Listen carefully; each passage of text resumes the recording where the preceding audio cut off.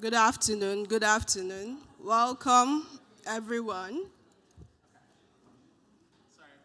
Oh, that's fine. Welcome, everyone, and thank you for staying with us to the end of the Oak Conference. This next session is the drought resistance and international crops in the age of climate crisis. I'm Sheil Mofikoya. I'm a research and extension associate here at Kentucky State University, and I work with the organic team. And I'll be the moderator for this session. And we have people from Louisville that will be talking to us today about drought resistance and international crops in the age of climate crisis. On the stage here we have Matthew Burnett from Common Earth Gardens, and we have Omar from Mindat Community Garden of Louisville. And the third person is a translator that is working with Omar. And during the course of this session, I will be giving out some feedback sheets, and I expect us to fill it at the end. And I hope you enjoy our session. Thank you.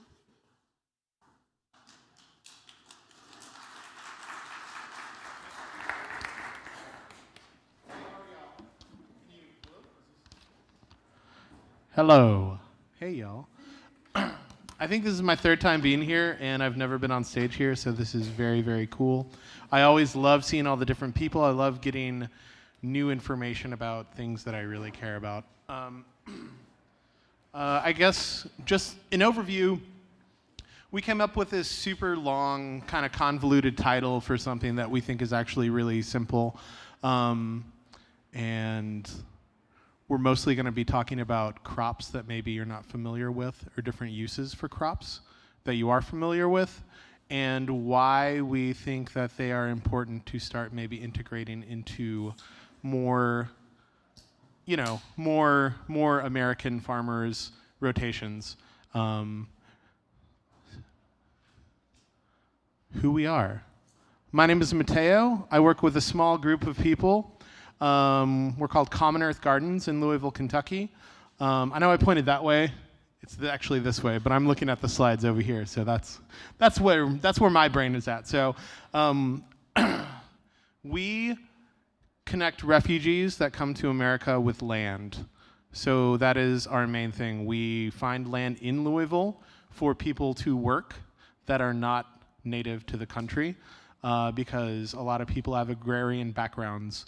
And farming is really important to them, and farming is how they both feed their community, because, they get all that sweet, sweet government money, right, when they get here, almost nothing.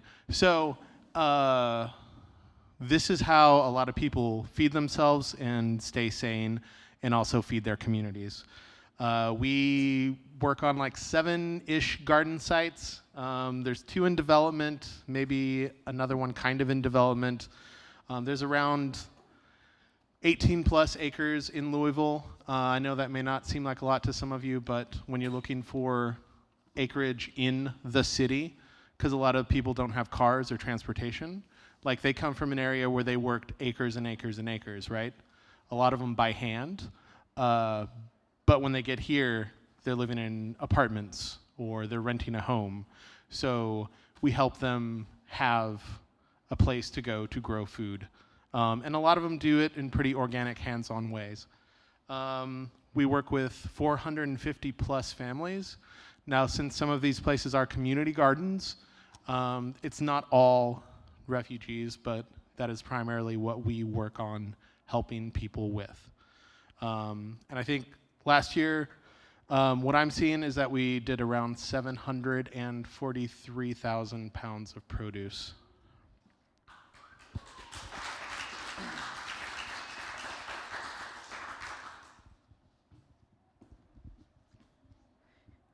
Hello, everyone.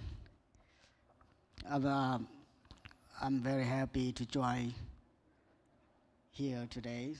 My name is Omar. I'm a representative of Mindat Community Garden. Thank you.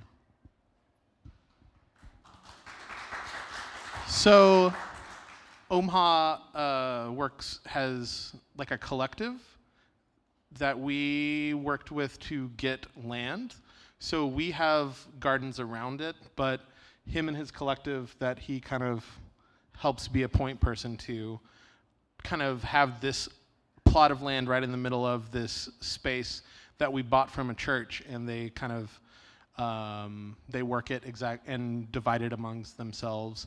And one of the reasons we asked him to come talk about it is because for the first, was it 2 years that you didn't have water? 2 years? Everything they grew, from corn to squash to any other crops that they had, completely rain-fed. They didn't have any irrigation, no water channels pulled in. Omha, do you feel like talking a little bit about connecting with Common Earth Gardens and trying to find land?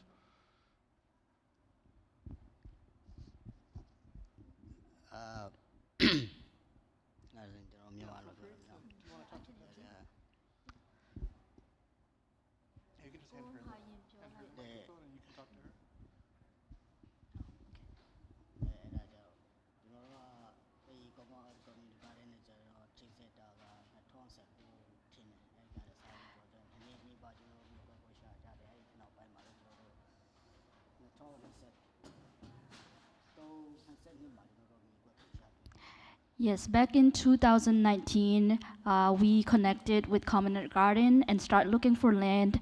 And after 2 years of looking for land, we found it through Common Earth Garden's assistance and help. We got the land back in 2021.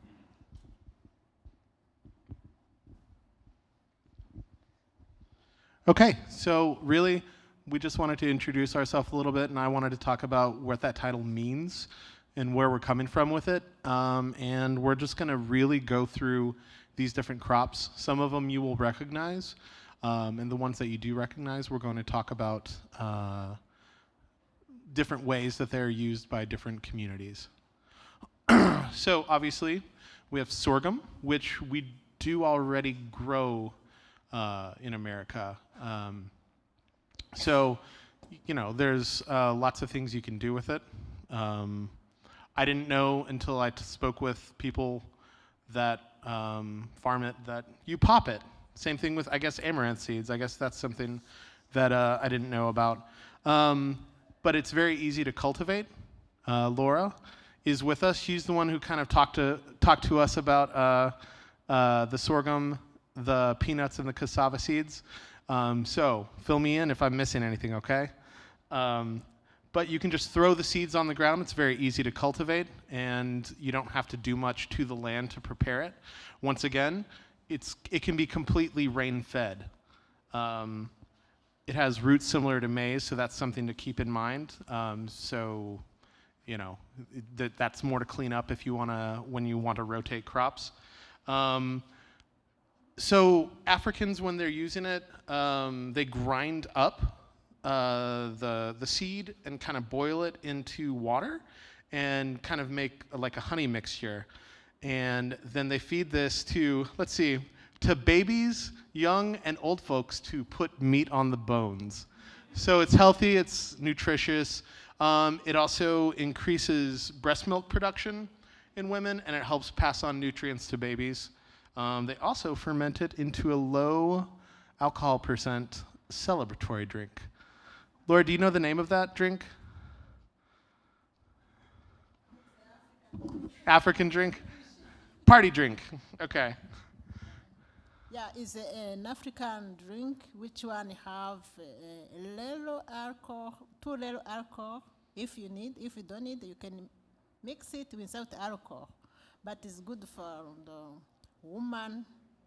Yeah. Okay, thank you.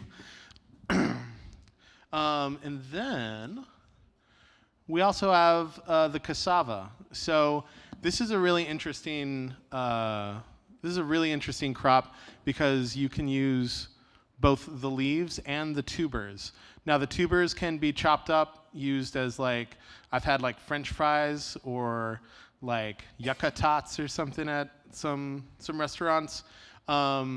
The leaves are great. They're very nutritious. You basically can grind them into a paste, cook them with meat and fish. And it grows really fast, the leaves do.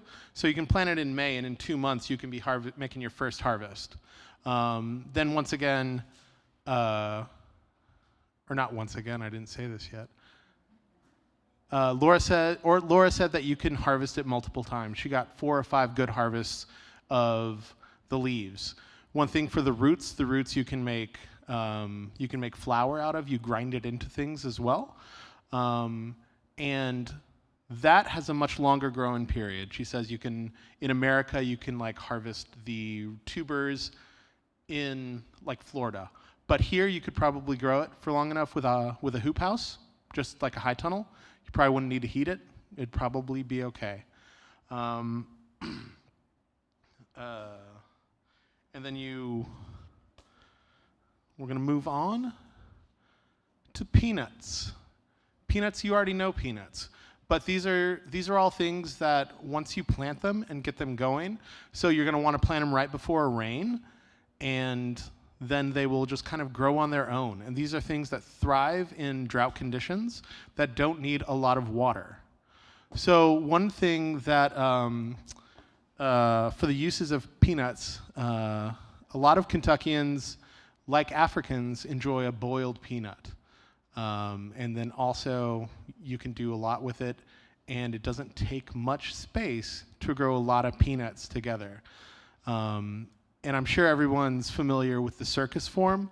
I didn't hear enough laughs, so I'm bringing it up. So sorry, everybody. I thought it was really clever. And then moving past this point, these are going to be crops that I spoke with Omaha about, that he grew and he's familiar with, and we're just going to go from there, okay? And just watch that screen for how I'm moving it, okay? And just let me know when you're ready for the next one.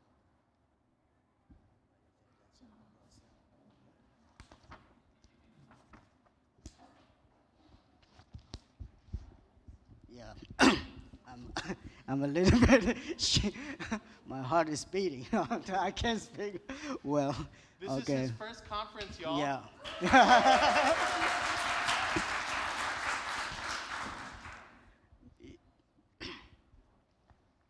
Roselle. I'm going to talk about roselle.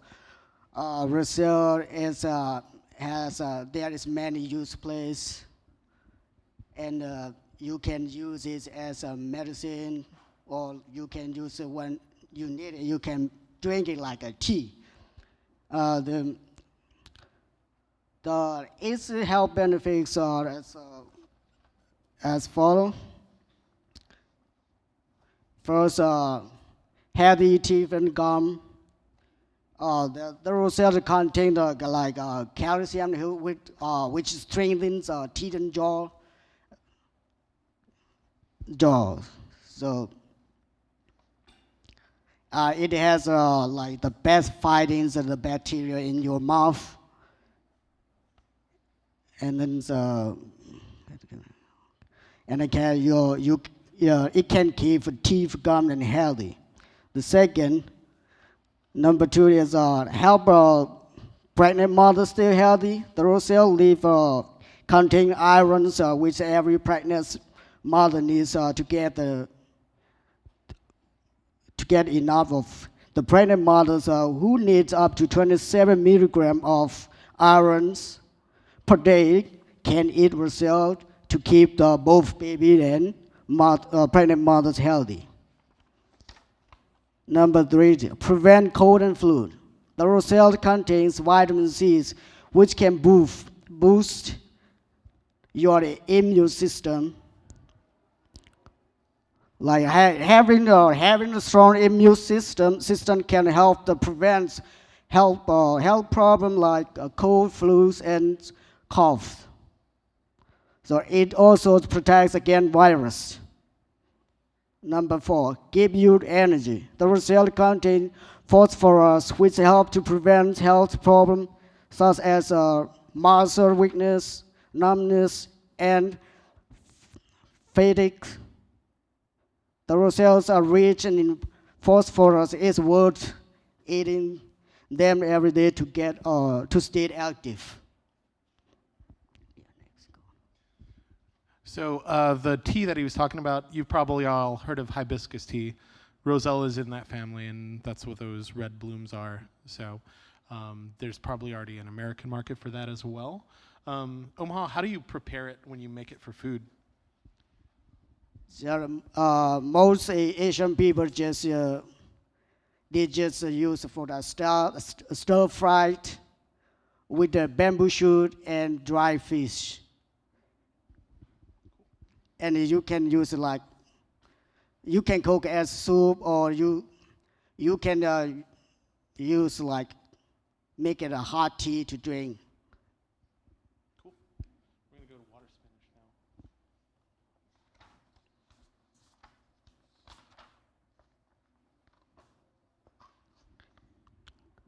now. Water spinach.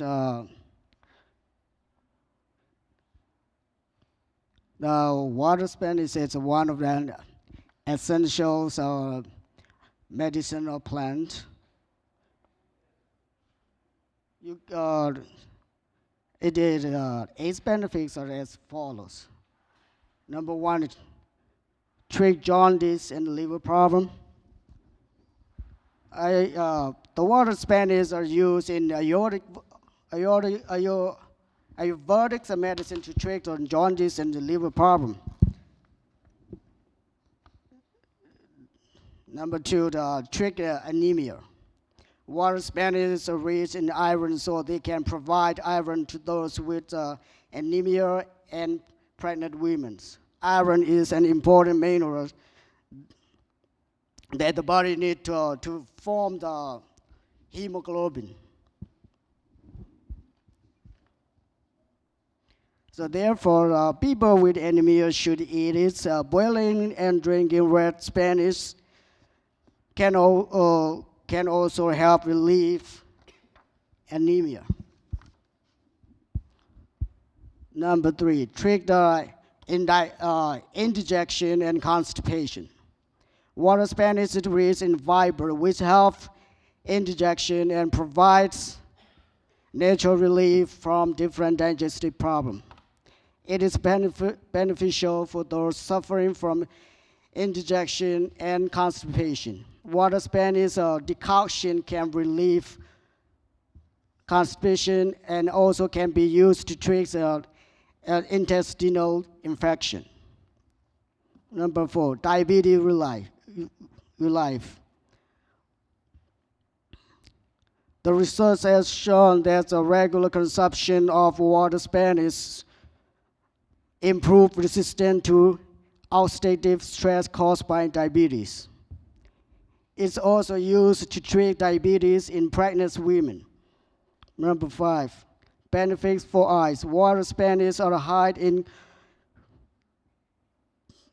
carotenoids, vitamin A, and luteins. These nutrients are essential for eyes health. Water spinach increase glutathione levels and played an important role in preventing cataracts. So we have some farmers that grow water spinach that sell at our market, the Common Earth Gardens one. It's the Gray Street Farmers Market in downtown Louisville every Thursday during the summer. But it's also used in African cultures, and that's who I buy it from when I get it. And it is very delicious. It's like you can just cook it as a green. If you're just used to cooking regular greens, you can just use water spinach as that. And then Amir, who is somebody who's familiar with growing it, who's also on our Common Earth Gardens team, he says that you just plant it and it starts going. You don't ever have to water it. Once again, these are all things that we're bringing to you that do not need external watering. Water spinach loves the sun, and despite its name, you don't need to water it all the time. and it doesn't live in water, but it is super tasty. It's really great. You kind of like the cassava leaves. You can get multiple harvests, and then, you know, I've made it in stir fries. Would you say you make stir fries with water spinach too? Yeah. And then all the health benefits that Omaha's been talking about are really helpful. I mean, it's very high in all the vitamins that he just listed. What do we have next? Amaranth. This is one that you may not think about. Like, we know that there's an American market for amaranth seeds already, but you can sell it as leaves. It's very high in vitamin, and you can use it, once again, just as regular greens, kind of like collard greens or something like that.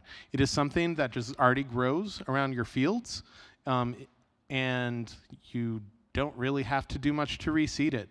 But you can use the leaves, you can use the seeds, you can pop the seeds. That was an ancient Aztec tradition. But amaranth is super high in all the vitamins that people eat spinach for. And once again, you can kind of cook it the same way.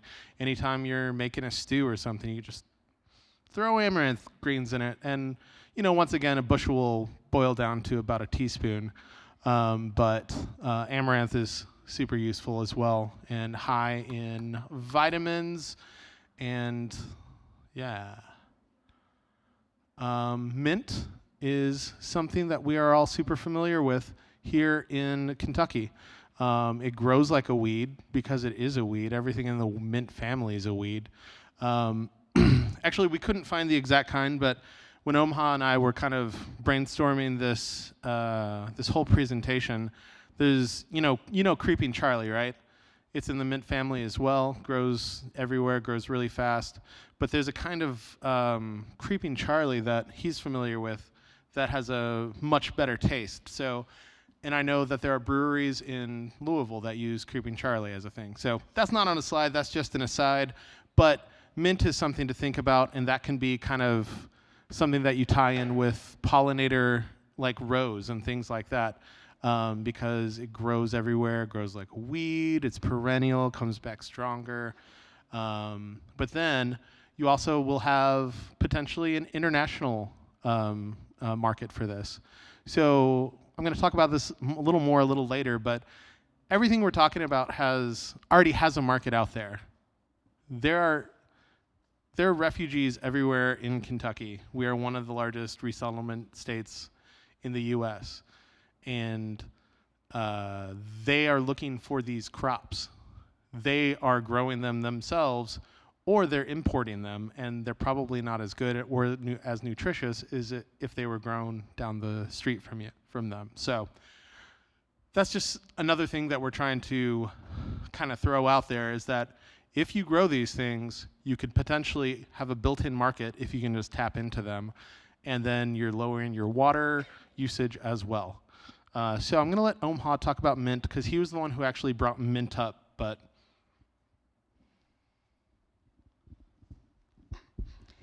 yeah, I try to make myself too stable. Okay.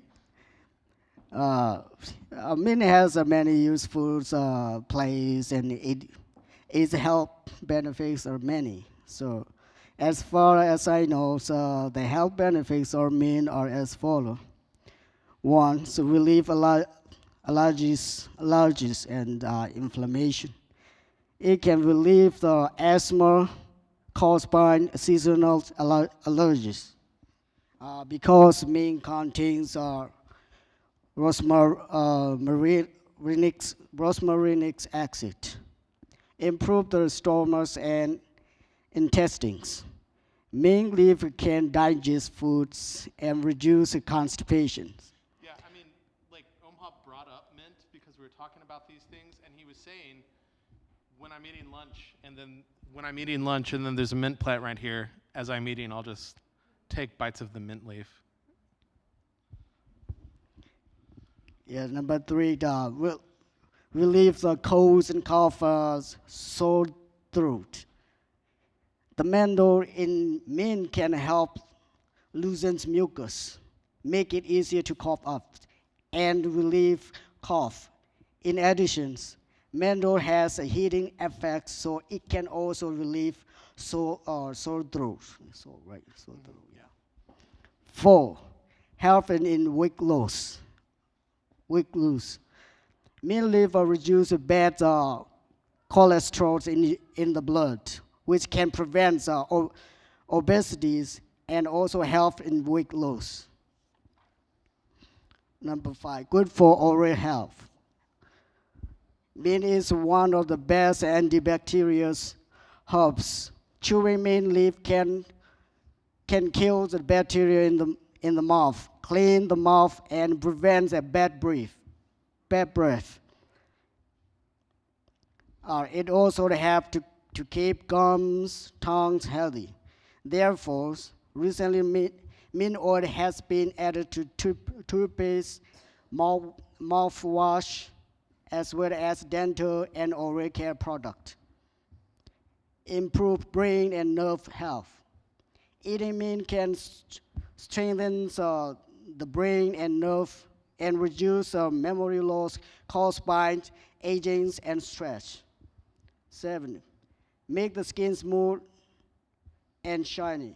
If you eat mint leaf often, it will make your skin soft and beautiful, and also can reduce black spot and egg breakout. 8. Reduce stress and relieve depression. The sense of mint help to relax the tired mind and make the mind clear and fresh. And the mood is low when you are stressed. You can relieve it by drinking hot mint leaf tea. Cool. So yeah, I'm regretting the coffee that I had earlier and thinking I should have had a mint tea. Yeah, I don't know. I don't know why we don't all have mint everywhere in all our gardens. We do. It's overgrown. It's fine. So another thing that we learned, and I'll kind of tell you how we discovered it a little later, is that squash is a very common crop that we use, and everybody's used to it here.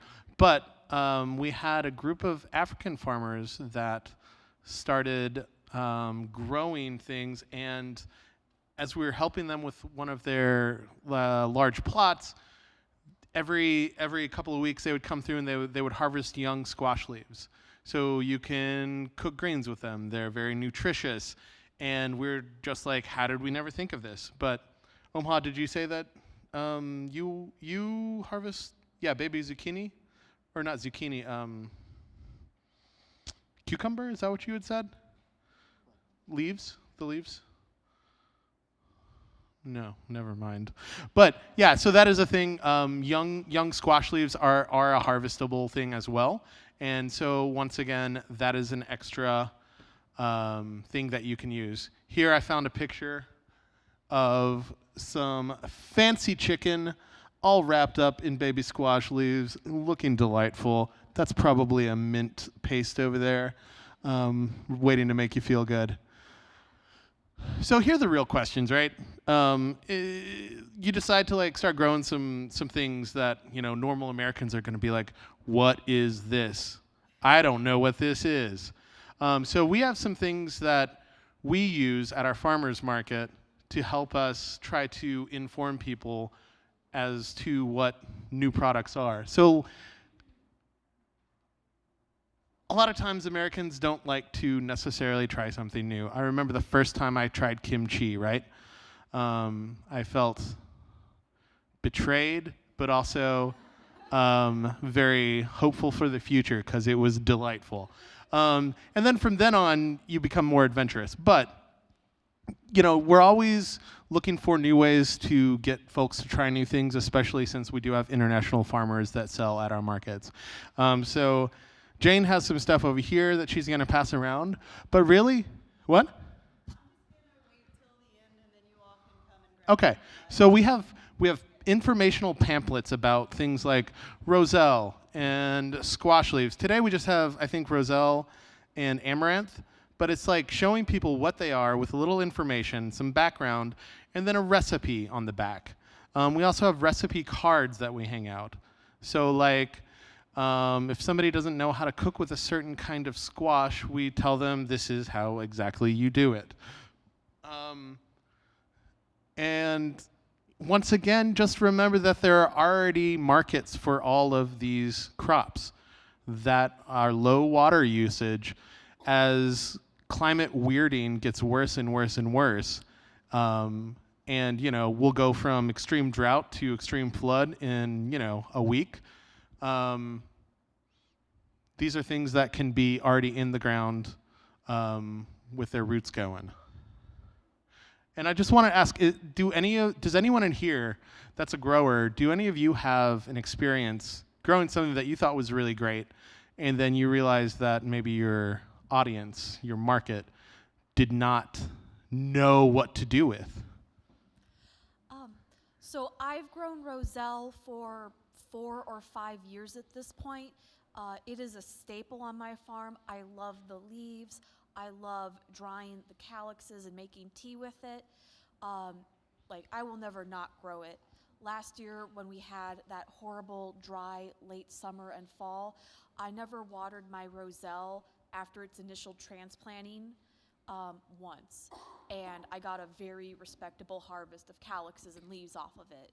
And no, sometimes Japanese beetles nibble on it, but they don't do significant damage. And other than that, I don't think anything bothers the plants. The downside is no one at my market wants to buy the leaves. Sometimes they do have kind of like these thicker veins in them, and I think that kind of deters people. They have that stem. And when it comes to the calyxes, to sell at a farmer's market, I need a permit to sell I'd call it a dried herb.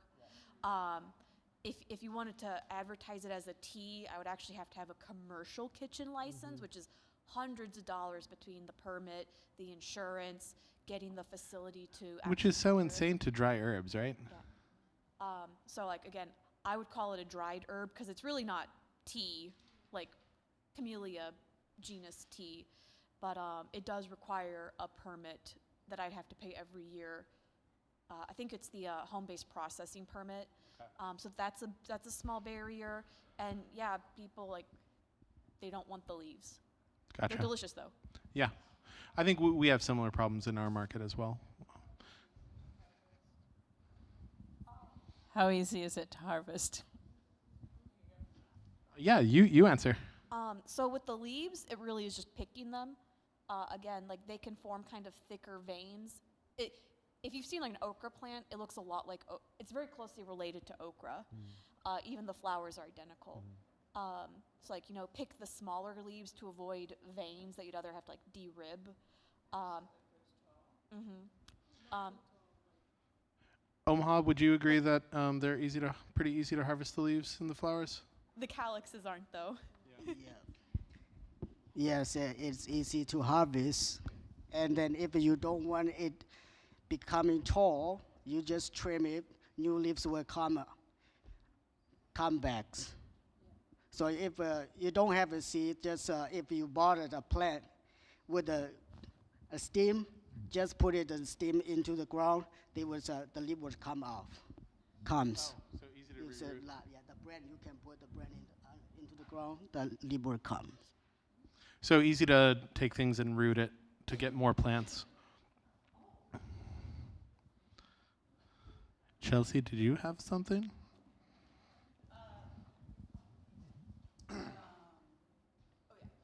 We grew tatsoi. It's an Asian green that is really similar to spinach. I guess aesthetically and how you cook it, but maybe more of a bok choy flavor in some kind of way. More watery, more ribbed. More tangy. Yeah, it was kind of it was a little bit of, it felt like a shame that it wasn't selling as well. It still sold, just took more educational effort. Yeah. Yeah, that's tatsoi, Tatsoi. Yeah.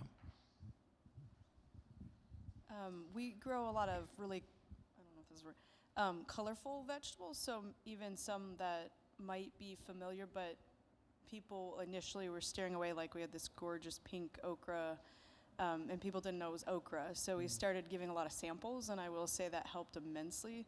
I grow tons of purple things because it's one of the least colorful like phytonutrient spectrums in the American diet, but most other countries it's quite common.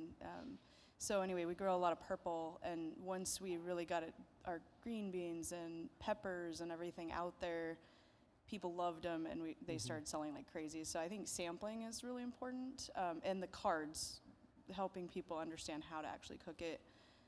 But that was probably one of our successes with overcoming some of that.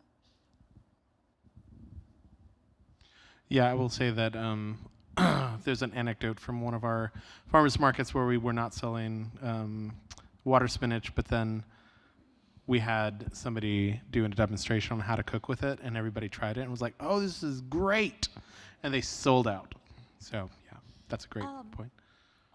I guess the other challenge is, so again, at least the Kentucky Proud Farmers Markets, in order to offer samples and not risk getting in trouble, you have to have the produce best practices training certificate, and then you have to apply for, I think the permit's free to get, but you still have to apply, maybe it's like $5 or something, but like it's just another permit to have, and we have all these obstacles to offer these wonderful produce items to people.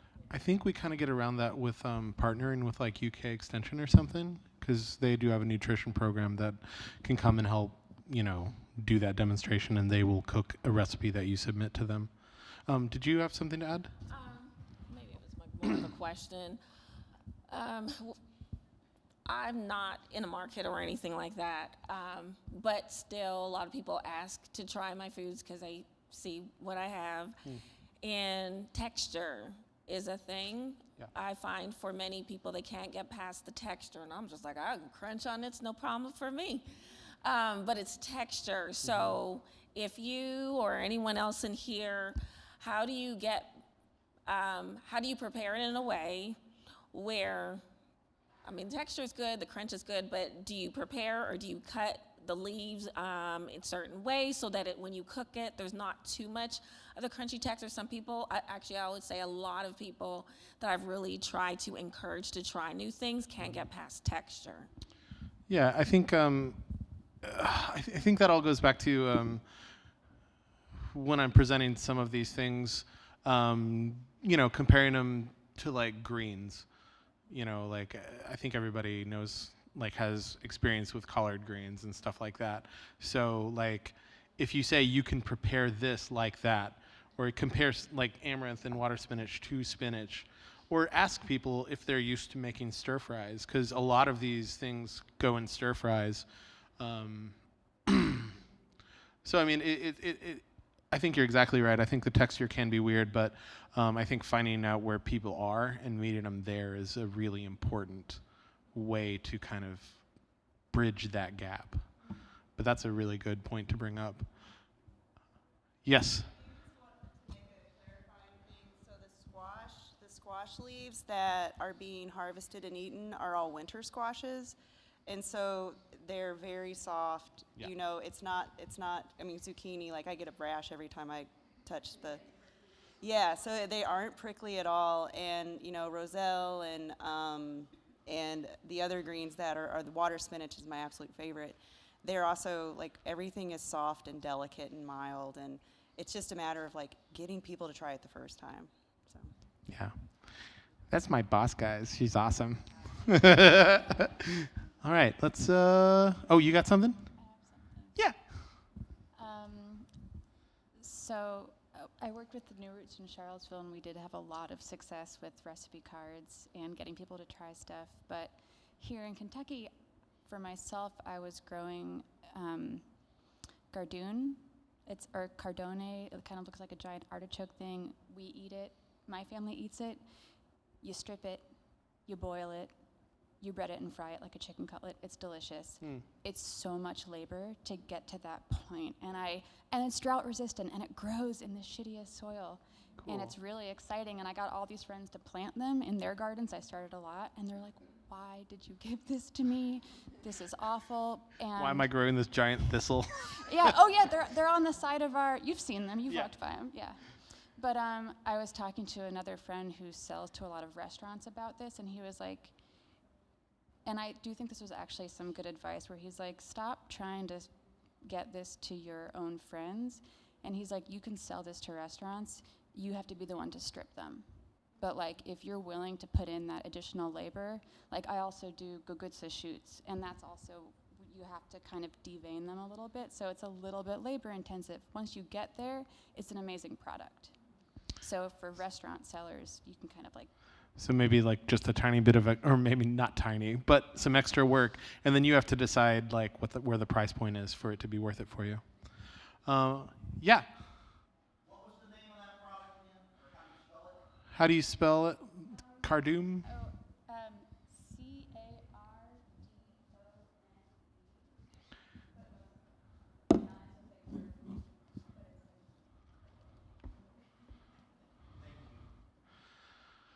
So I'm just going to talk a little bit about corn and how we kind of deal with it, dealing with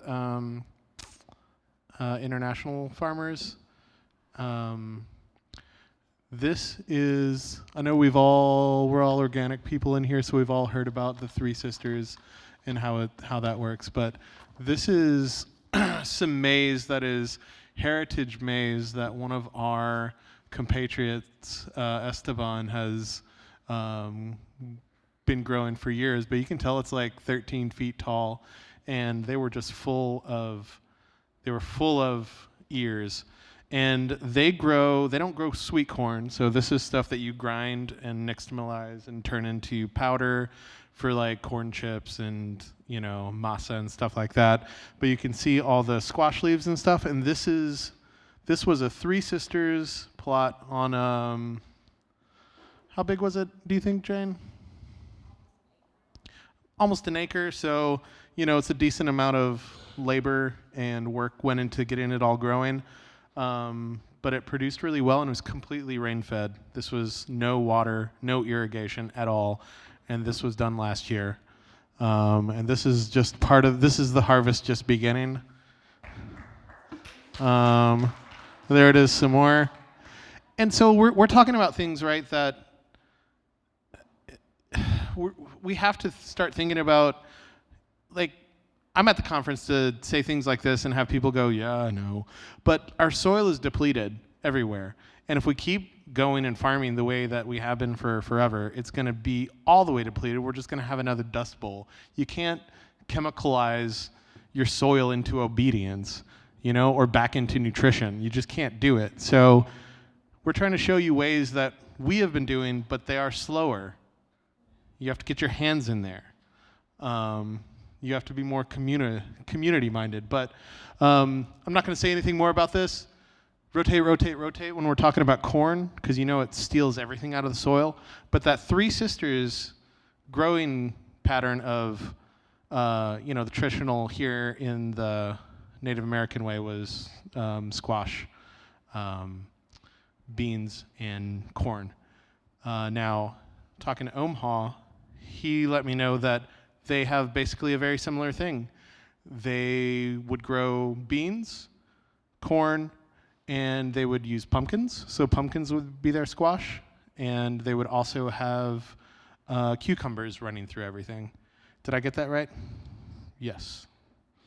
So we didn't really talk about him presenting on that, so that's why I'm talking about things that he told me. And then,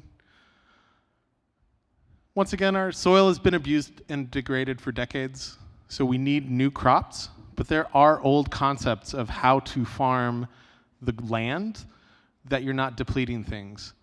The Three Sisters, the beans, and the squash help put nutrients back into the soil as it's being sucked out by the corn. So maybe it can help lessen the need to rotate as much, because especially with the farmers that we're dealing with, we don't have that much land. We're in the city, and we're trying to get a lot of people as much land as they can, and it's limited. And like you can see like land over there, and then but somebody doesn't either want you on it, or they don't want to sell it, or they want to sell it, but it's for an insane amount of money.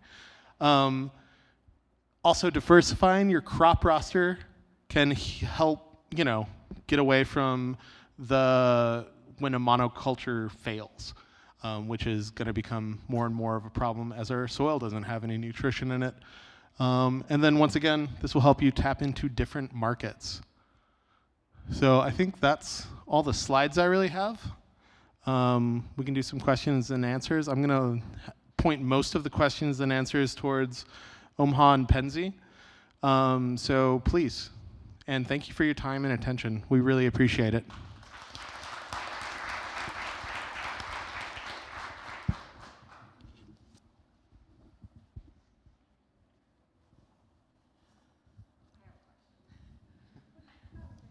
I would like a little more information on sorghum. I think we grew it once. I remember popping the little teeny kernels, and that was fun. But the stalk itself, you can use as sugar, I believe, or something. I don't know. I wondered about if they use the stalk also. Ask Laura, right here. Laura, we're putting you on the spot. I'm sorry. Like the stalk. Yeah, we Give her the harvest the what? Like the stalk? No, leaf. Oh, she doesn't know about the stalk. What of the stick? Like the stick? The soft stick, we can eat it. Oh, she said The soft one, you cut in the middle. The top one is too soft, and the down one is hard. Oh, she said they eat the stalk. Like, just suck on it. What? Like they cook the stalk. Stuck how? Like the Like the stem. stick, the stem. Yeah, the soft one you can cook like. Oh, the steam. cookies, like Yeah. a stew. Is that what that second picture was when I wasn't paying attention? Maybe, I don't know.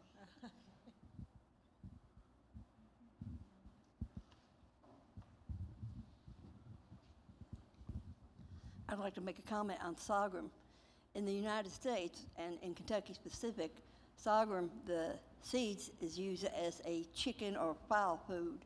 So that way if you're raising animals, they can free range, and as they're growing up, the animals will regulate what they're eating. You can take the stems and they crush them down and they boil it down and get what's called molasses or sorghum molasses. So there's several different uses of it. You can take some of the leaves off of them and you can use it as a feed for pigs and cattle and such. So you can have human, animal, and then you can, whatever's left over, you can incorporate into compost or let it just decompose there on the soil.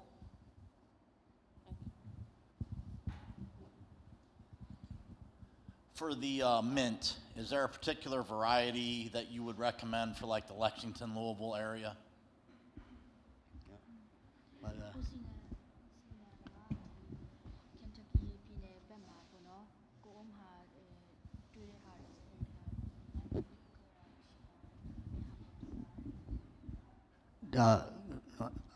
I grow it in my backyard. He's asking for a particular, is there a specific kind that he knows about that he could tell them?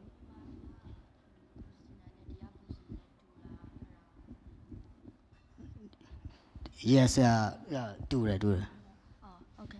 Yes, he's just saying that the one that he's familiar with from his country and here are very similar. So I think just your basic mint. How do you access seed? Because I love growing new things, but I've noticed sometimes these really unique, well, what we call a unique crop that may be ubiquitous everywhere else, they're really hard to get consistent seed supply. So how do you guys overcome that with your community?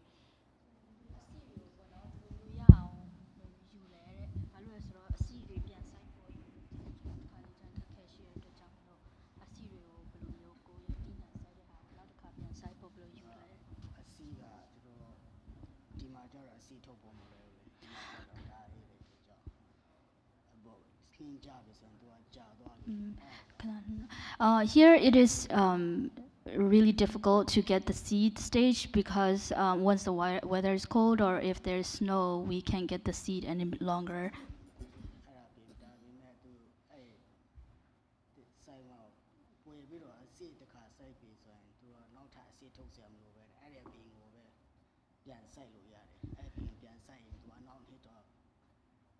နောက်နေ့မှလည်းသူစိုက်တဲ့ပင်ကပြန်ထွက်တယ်နှစ်တိုင်းပြန်ထွက်တယ် But the good thing is we don't get the seed directly from a plant, but we bought the seed. We buy the seed, and once we plant them, the plant grow back the next season by itself. Instead of we don't need to replant them. That's most of the time how the plant grow back. So who do you order them from, or do you just have friends that ship them to you?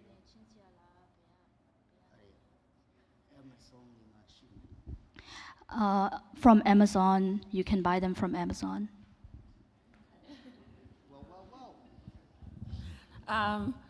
My question has to do with you mentioned the Three Sisters planting.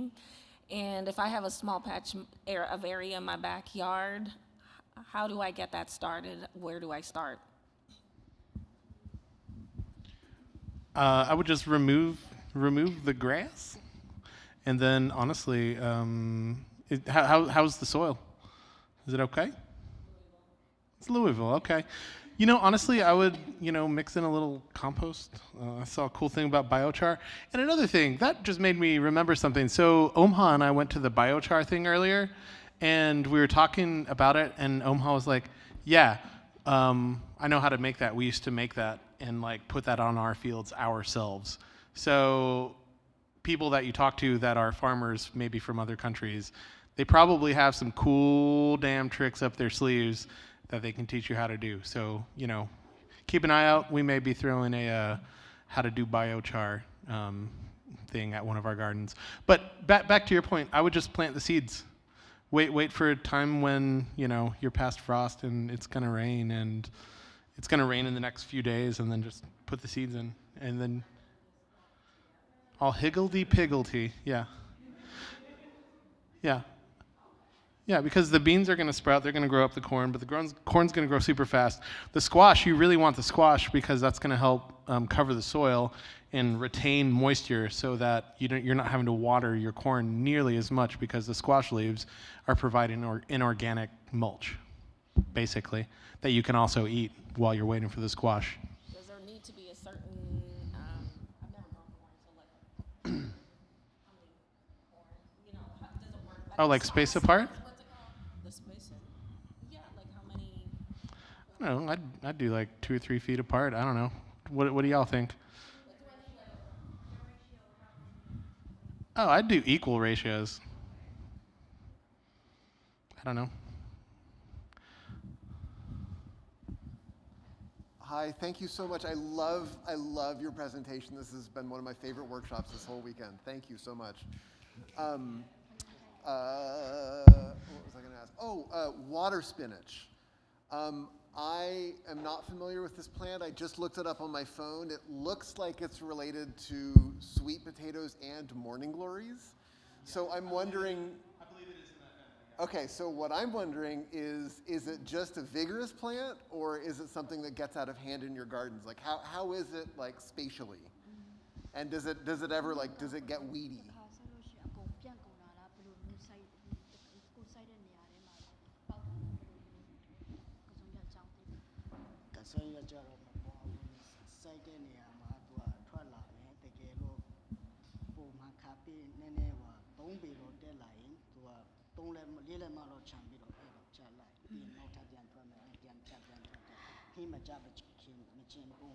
Yes, for the water spinach, in order to not to grow out of hand, you just need to cut it and then harvest it. So if the plant grow maybe 3 feet, you just cut it to 4 to 6 feet again, and the plant will grow itself. It grow really fast, and then you just keep doing it over and over, and it won't grow out of space. It will stay where you planted. And then it dies in the winter, right? Yes, it dies in the winter.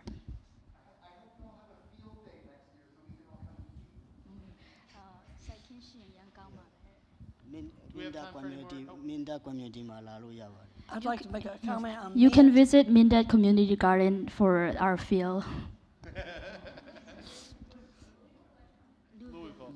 I'd like to make a comment on mint in Kentucky and some of the other states, it's recommended when you go to plant mint, you sink a clay pot or a earthen pot down in the soil because it's very invasive. It gets away real quick. So you will make sure, however much you're going to put, you allow it's enough room, but you keep watching, make sure it doesn't get out, or else it's forever getting away. Same thing with mallow, hibiscus. It will travel underground and come up, and you almost can't kill it. So some of the things you're looking at, make sure that it's spreading habit or something that you can deal with and not regret.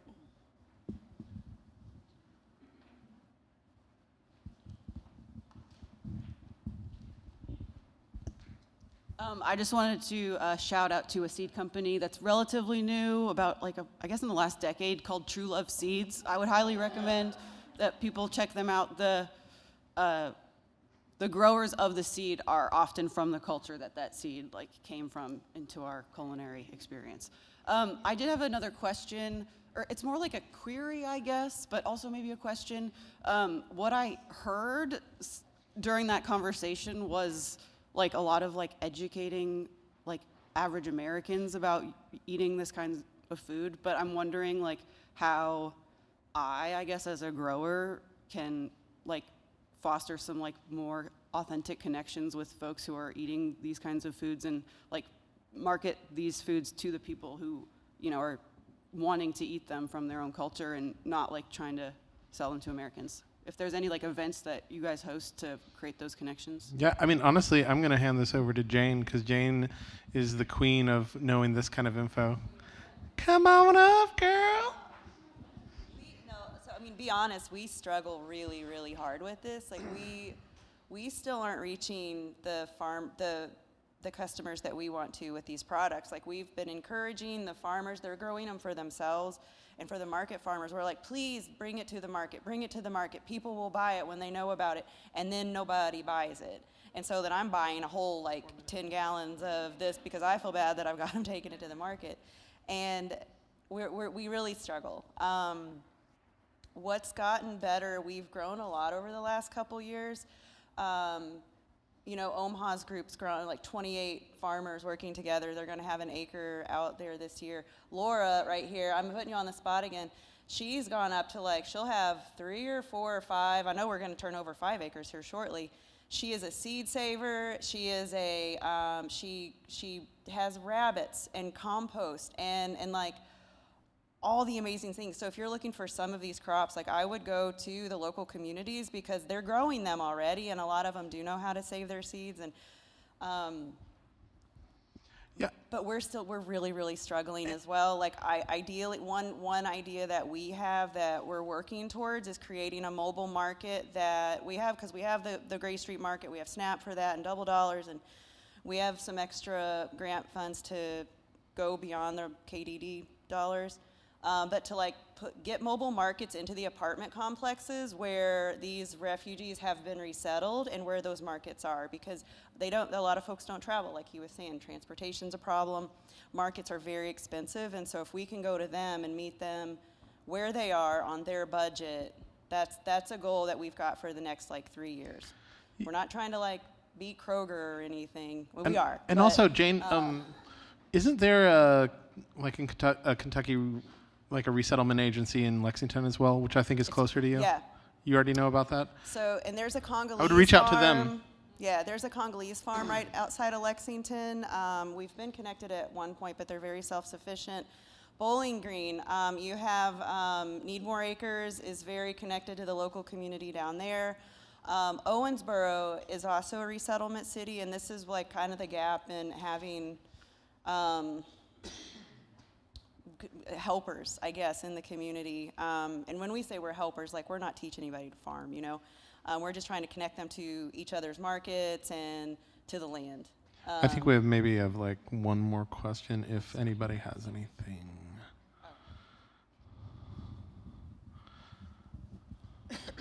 I needed to add something about the isogo. In our language, we say mboga chungu, mean it is bitter a little bit, not much, but a little bit. It is good for the people who have diabetic and high blood pressure. if you eat that vegetables mixed with okra, you don't have to inject insulin every day. Because my mom in Iraq uses that vegetables, and she's good when she uses that vegetables, she don't need the insulin. Yeah. And honestly, Laura, we didn't talk about Asogo because it's a nightshade, so it does, And I it have gets to hot. seed for that vegetables. Yeah, so you can buy that from her, but you could grow that. Asogo is really cool. It is a nightshade. It has these great little black berries, but then, do you eat the berries or the leaves, Laura? Of Asogo? Do you eat the berries or the leaves?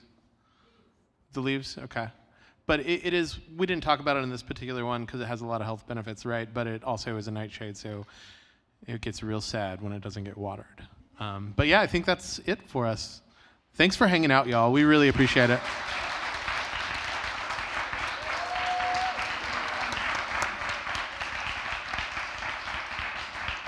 Thank you.